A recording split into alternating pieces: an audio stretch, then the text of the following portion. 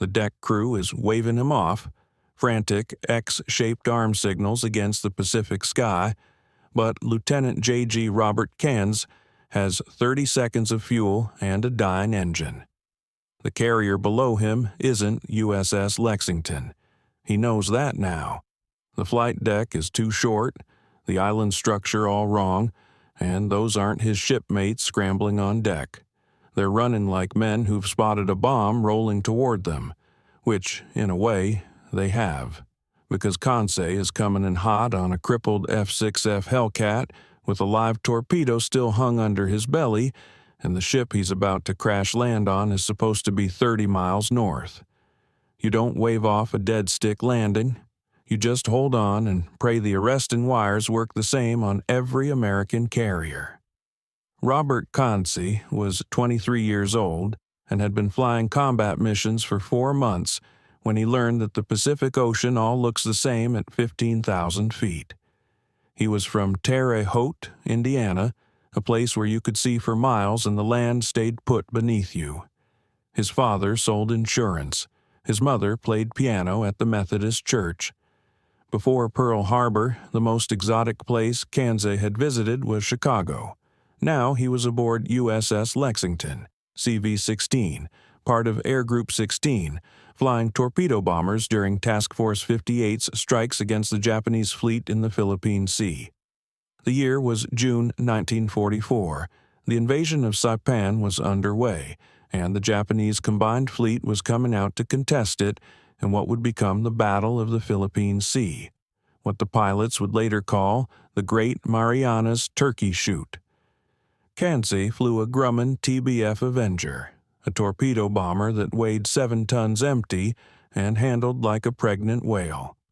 His radio man gunner was Aviation Radio Man Second Class Joe Martinez from El Paso, Texas, a kid with a quick smile and a talent for finding coffee on a carrier where coffee was the closest thing to currency. His turret gunner was Aviation Ordnance Man Third Class William Billy Hodges from Birmingham, Alabama, who was 19 and wrote letters home to his girl every single day, whether anything had happened or not. The three of them had flown together since February. They knew each other's rhythms. Martinez could tell when Kanze was worried by the way his shoulders tensed. Hodges hummed the same Benny Goodman tune before every mission, "Don't be that way," until Martinez would finally tell him to shut up already. Life aboard Lexington was a strange combination of boredom and terror. You waited, you maintained your aircraft, you played endless hands of acey-deucey in the ready room. You wrote letters you weren't sure would ever get mailed. The compartments below deck were hot and close, smelling of aviation fuel, sweat, and the peculiar metallic tang of shipboard air that had been breathed and rebreathed by 2,600 men. The food was monotonous: powdered eggs, canned vegetables, and something they called meat that might have been Spam or might have been something the Navy invented specifically to torture sailors. The coffee was better than the food, but worse than anything you could get on land. Still, every morning at 0500, when general quarters sounded and you stumbled to your aircraft in the pre-dawn darkness, you'd clutch that metal cup like it was the last civilized thing in the world. Kanze kept a photograph of a girl named Sarah tucked into his flight suit pocket. She wasn't his girl. She was his sister's roommate at Indiana University, but he liked the photo. She was smiling at something off camera, and there was nothing about war in that smile. It was pure 1942 America, before everything got complicated. What Kanze feared most wasn't the Japanese fighters or the anti-aircraft fire. It was the ocean, the endless, indifferent Pacific that would swallow you without a ripple if your engine quit or your fuel ran out. Every carrier pilot had done the math. How far can you glide? How long can you swim? How fast can rescue arrive? The math never came out in your favor. On the morning of June 20th, 1944, the tension aboard Lexington was electric. reconnaissance aircraft had located the Japanese fleet, Admiral Ozawa's carriers, battleships, and cruisers, approximately 275 miles to the west. Admiral Mitcher, commanding Task Force 58, faced an agonizing decision: launch a strike that would push his aircraft to the absolute limit of their range, or wait for the Japanese to close the distance. At 16:24 hours, Mitcher made the call. "Launch 'em," he said. The strike would go out at maximum range in late afternoon, which meant the aircraft would be returning after dark. Most Navy pilots had minimal training in night carrier landings. Some had none at all. Kanze had done exactly 2 night landings, both in training, both terrifying. Martinez crossed himself when they got the word. "Range limit strike at sunset," he muttered. "That's a hell of a thing." "At least we'll see them before they see us," Kanze said, trying for optimism. "Sure, Skipper," Martinez replied. "And then we get to find our way home in the dark. Simple." At 16:36 hours, 216 aircraft began launching from 11 carriers spread across miles of ocean. Kanze's Avenger carried a Mark 13 torpedo, 127 pounds of high explosive slung under his belly like a baby whale. The torpedo was temperamental. Drop it wrong and it would run deep or porpoise or just sink like a stone. Drop it right and it could crack a carrier's keel. They formed up and headed west into the late afternoon sun. Below them, the ocean was hammered gold, beautiful and deadly. At 1840 hours, they found the enemy fleet. The Japanese ships appear as dark silhouettes against the glittering ocean. Carriers, battleships, cruisers in a defensive formation that spreads for miles. Anti-aircraft fire erupts like fireworks, black puffs of black that bloom and fade against the reddening sky. Kanze banks into his attack run, feeling the Avenger's controls go mushy as he drops airspeed for the torpedo drop. "Fighters!" Martinez shouts over the intercom.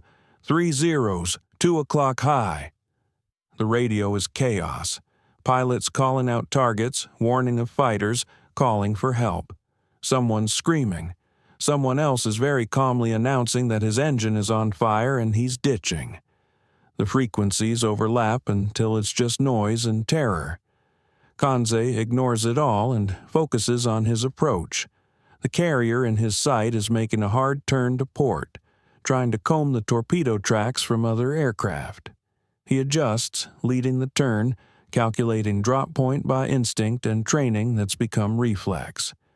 At 250 feet and 200 knots, he toggles the release. The Avenger lurches upward, suddenly 2,000 pounds lighter. Kanze doesn't watch the torpedo run.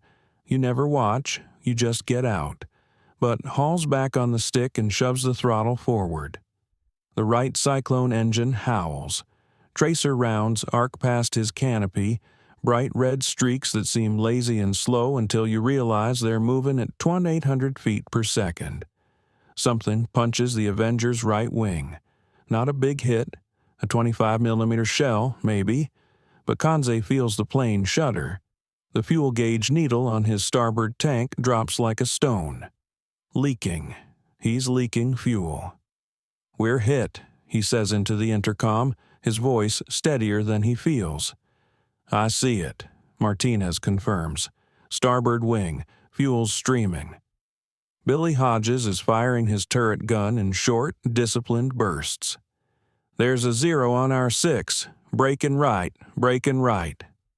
Kanze throws the Avenger into a turn that the aircraft wasn't designed for. The frame groans. The torpedo bomber handles like a truck trying to dodge a bullet. The 0 overshoots, but now Kanze is low, too low, and the ocean is reaching up with white-capped hands. He levels off at 70 feet, so close to the water that the prop wash kicks up spray. The Japanese fleet falls behind. Other aircraft from the strike group are scattering, heading back toward the carriers. The sun is touching the horizon now, bleeding red into the ocean. The radio crackles. All Lexington aircraft, this is Lexington. We are at course 285, speed 22 knots. Homing beacon will activate at 2,000 hours. All aircraft, check fuel state and report. Kanze checks his gauges. The starboard tank is empty. The port tank shows 40 gallons. Maybe less. The gauge has been temperamental since April. The main tank has 90 gallons. Total, 130 gallons. Maybe. The R2600 engine burns roughly 60 gallons per hour at cruise power. He does the math. They're 200 miles from the task force. At 140 knots, that's 85 minutes of flying, he has fuel for 2 hours. Just enough. Except he's not at cruise power. He's at combat power, trying to outrun the darkness and any Japanese fighters that might still be prowling, and the engine is running rough. He can feel the vibration through the stick. That hit must have done more damage than he thought. Martinez, Billy, you boys okay back there? Affirmative, sir, Martinez says. Hodges took some shrapnel in the arm, bleeding but conscious. I'm fine, sir. Billy's voice is tight with pain. Just a scratch. 20 minutes later, the engine temperature gauge starts climbing into the red. The vibration worsens. Kanze tries adjusting mixture, throttle, everything, but the temperature keeps rising. Oil pressure is dropping. Something is very wrong inside that right cyclone, and there's nothing Kanze can do about it at 6,000 feet over the open Pacific. The sky darkens from red to purple to black. Stars appear, impossibly bright. Below him, the ocean is ink. No moon yet. Just darkness above and darkness below and 700 horsepower of failing engine dragging him forward. At 2015 hours, he sees lights ahead. Carrier lights, red and white position lights, deck lights, the faint glow of a fleet at night that you could only see if you knew exactly what to look for. Relief floods through him so intensely, it's almost painful. There's home, boys, he says. We made it. But something's wrong. The homing beacon signal is weak, and it's coming from the wrong direction. The carrier he's approaching should be Lexington, but as he gets closer, he can see the flight deck is too short. The island structure is positioned wrong. Martinez, you getting the beacon? Negative, sir. Nothing but static. Kanze circles once, trying to identify the carrier. There, painted on the bow, CV-10, USS Yorktown. Not his carrier. Lexington is CV-16, but his fuel gauge is bouncing on empty now, and the engine temperature is so far into the red that he's amazed it's still running. He can smell burning oil. He switches to the general frequency. Any carrier, this is Lexington Avenger 2-4. I am bingo fuel with engine damage. Requesting emergency landing, over. Static. Then, Avenger 2-4. This is Yorktown Air Boss. Negative, negative. Our deck is full. Recovery in progress. Proceed to your assigned carrier, over. Yorktown, I have maybe 2 minutes of fuel. I'm not going to make it to Lexington. A pause, then a different voice, harder. Avenger 2-4. We have 30 aircraft in the landing pattern. You will hold or proceed to alternate. The engine coughs. The prop windmills for a heart-stopping second, then catches again. Kanze can see aircraft circling Yorktown's deck, lights strung out in the darkness like beads on a string. Every carrier in the task force is recovering aircraft. The sky is full of low fuel, damaged planes trying to find a deck. Another cough. This time the engine doesn't catch immediately. When it does, it's running on 7 cylinders instead of 14. Kanze can hear the ragged beat of it. Yorktown, I'm coming in. I don't have a choice. Negative. Wave off. Wave off. But Kanze is already in the groove, lining up on the carrier's wake.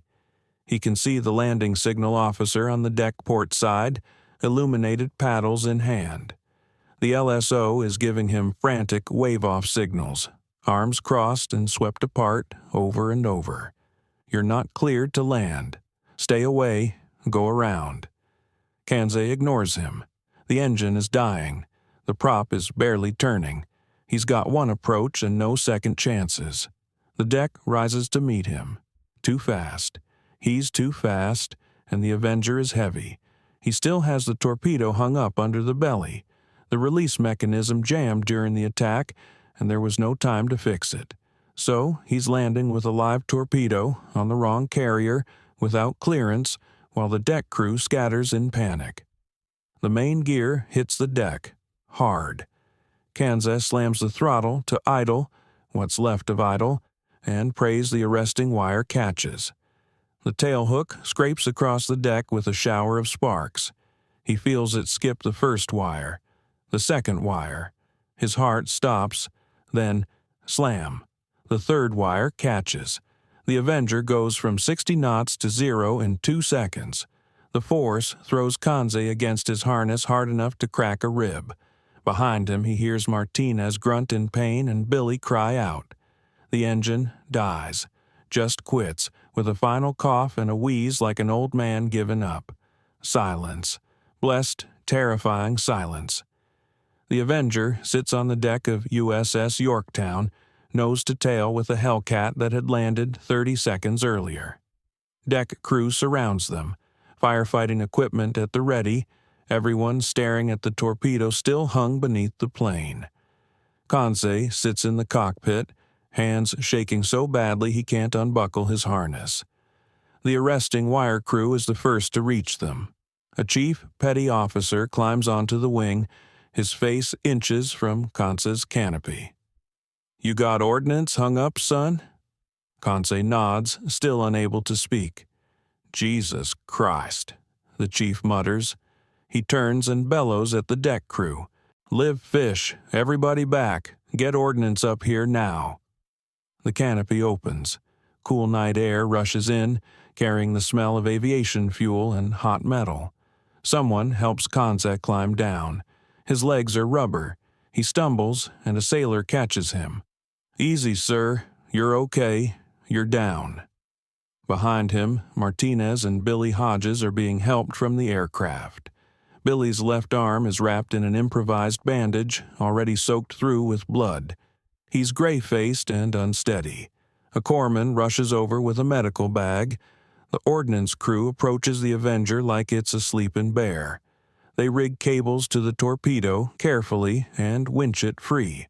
It takes 20 minutes that feel like hours. Every man on deck is acutely aware that one mistake could turn the torpedo's warhead into a fireball that would kill everyone within 50 feet. Finally, they lower the torpedo to a dolly and wheel it away. The deck boss, a commander with 20 years of hard experience written on his face, walks over to where Kanze is sitting against a bulkhead, drinking water someone thrust into his hands.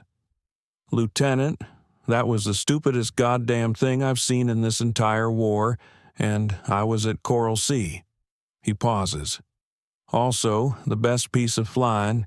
That was a dead stick landing with hung ordnance at night. If you'd missed that wire, you'd have gone into the barrier and probably killed 20 men. But you didn't miss. I didn't have a choice, sir." "Yeah." The commander squats down to Kanze's level. "I know. Your engine?" "Seized. Took a hit during the strike. Fuel leak, temperature went critical." "You're lucky to be alive." He stands. "Come on. Air boss wants to see you. Also, you're going to need to identify your squadron so we can figure out how to get you back to your own damn carrier." The Air Operations Office is controlled chaos. Officers are plotting aircraft positions, coordinating recovery operations, and trying to account for every plane that launched 6 hours ago. A third of them haven't returned yet. Some never will. The air boss is a full commander with circles under his eyes and a coffee cup that looks permanently welded to his hand. "You're the one who landed with the torpedo?" "Yes, sir." "Your carrier?" "Lexington, sir. CV-16. The air boss makes a note. "You've got company. We've got 3 of your Hellcats on deck, 2 from Bunker Hill, and 1 from Hornet. It's a goddamn parking lot up there." He looks at Kanze, really looks at him. "You okay, son?" "Yes, sir. My gunner needs medical attention." "Corman's handling it. He'll be fine." The air boss sets down his coffee cup. "Listen, between you and me, you did the right thing. I would have given you the same wave off because it's my job to keep the deck clear. But you made the only choice you could make. Sometimes the manual goes out the window." Martinez appears in the doorway, blood on his flight suit from helping Billy. "Skipper, Hodges is in sick bay. Doc says it's not serious. Through and through, missed the bone. He'll be typing love letters again by next week." Relief makes Kanze's knees weak all over again. Over the next 2 hours, Kanze learns the scope of the night's disaster. Of the 216 aircraft launched for the strike, 100 are lost. Not all to combat. Many run out of fuel and ditch in the ocean. Others crash trying to land in the dark. Some land on the wrong carriers, like Kanze. Some simply vanish into the night, their pilots too disoriented to find the task force. Destroyers are racing around the formation, searchlights sweeping the water, looking for survivors. Radio calls come in. Pilots in the water, radio men clinging to life rafts, wounded men floating in kapok life vests. The rescue operations will continue all night and into the next day. The official tally, when it finally comes, 80 airmen lost. 16 aircraft shot down by Japanese fighters or anti-aircraft fire. The rest lost to fuel exhaustion, darkness, and the merciless mathematics of range. In exchange, they've damaged several Japanese carriers and sunk 2 oilers. The Japanese fleet will withdraw. The Battle of the Philippine Sea is an American victory. Admiral Spruance's cautious approach to the battle will be vindicated. The invasion of Saipan will proceed. But in sick bay aboard Yorktown, Billy Hodges is weeping silently while a pharmacist's mate stitches his arm. Not from pain, from the letter in his pocket that got soaked with his own blood. The letter to his girl. He was going to mail it tomorrow. In the wardroom, Martinez sits with a cup of coffee and stares at nothing. "We should be at the bottom of the ocean right now," he says to no one in particular, and in the Air Operations Office, Kanze fills out an after-action report, trying to reduce 6 hours of terror into neat columns of data: time of launch, ordnance expended, damage sustained, time of landing. There's no box for landed on the wrong carrier with a live torpedo while being waved off. He writes it in the comments section anyway. The night of June 20th, 1944, revealed something the Navy didn't want to acknowledge. Carrier aviation was still learning how to fight at the edge of its capabilities.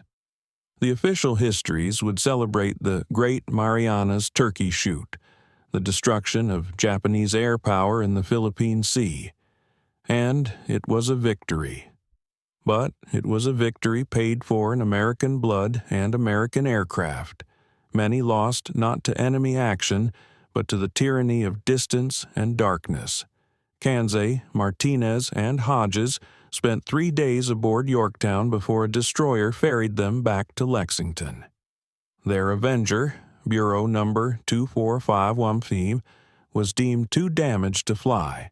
It was stripped for parts and pushed over the side, a veteran of 4 months and 17 combat missions consigned to 18,000 feet of water.